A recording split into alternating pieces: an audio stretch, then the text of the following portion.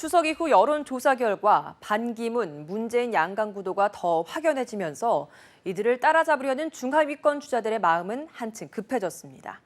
연말까지 어느 정도 지지율을 확보해야 본격적인 레이스에 뛰어들 수 있기 때문인데요. 저마다 속도를 높이며 치고 나갈 기회를 엿보고 있습니다. 이경희 기자가 여의도 족집게에서 짚어봤습니다.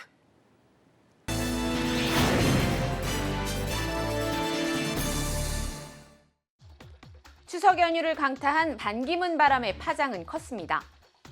내년 1월 귀국 소식에 대권 도전 가능성이 더 높아지면서 더불어민주당 문재인 전 대표와의 양강 구도 역시 한층 공고해지는 모습입니다. 추석 연휴 마지막 날인 지난 18일 실시된 국민일보와 리얼미터 여론조사의 대권주자 지지도에서 반기문 유엔 사무총장이 25.9%로 1위, 더민주 문재인 전 대표가 18.2%로 2위를 차지했습니다.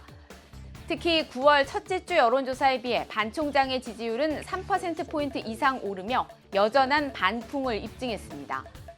야권의 유력주자 더민주 문재인 전 대표는 다시 날아든 반풍에도 정중동 행보를 유지하고 있습니다. 언론 인터뷰 등은 자제하고 SNS를 통한 현안 발언과 싱크탱크 설립 작업에 집중하며 자신의 페이스를 이어가고 있습니다. 꺼질 줄 모르는 대망론, 대세론에 쫓아가야 하는 잠룡들의 마음은 급해질 수밖에 없습니다. 그중에서도 가장 적극적인 건 대권 주자로서 인지도나 존재감 면에서 아직은 아쉬운 후발 주자들입니다.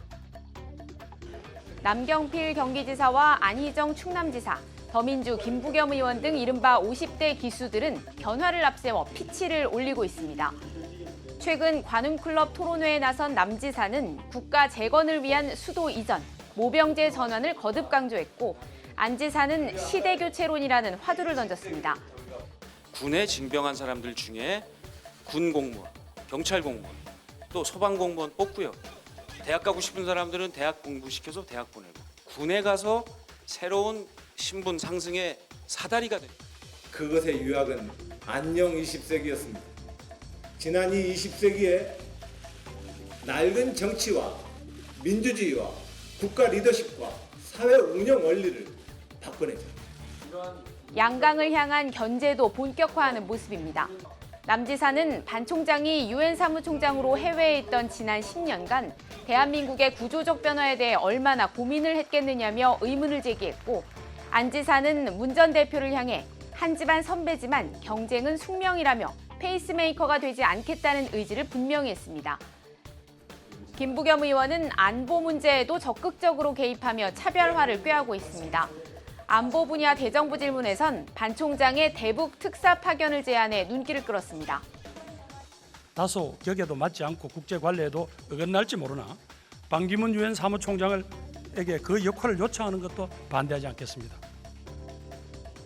양강과의 격차를 좀처럼 줄이지 못하고 있는 안철수 국민의당 전 상임대표를 비롯해 새누리당 김무성 전 대표, 박원순 서울시장, 오세훈 전 서울시장 등 이른바 중위그룹은 치고 나갈 기회를 엿보며 서서히 속도를 올리고 있습니다.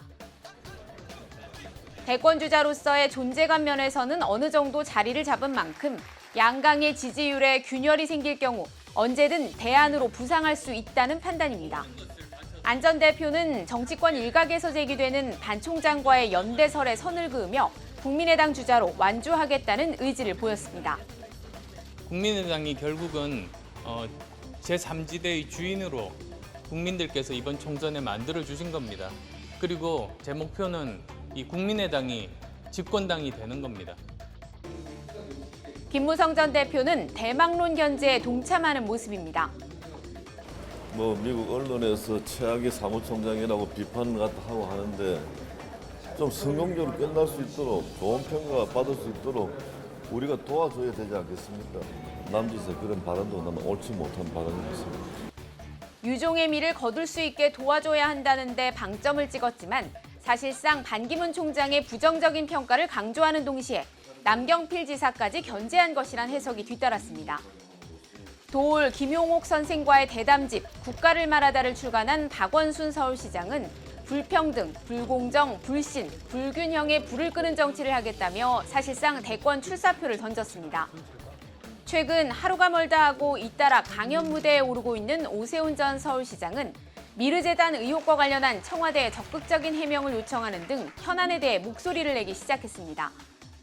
유승민 의원 역시 지난 3년 반 동안 박근혜 정부는 국민에게 큰 실망을 주었다며 현 정권과 차별화를 시도하며 대권 행보에 불을 붙였습니다.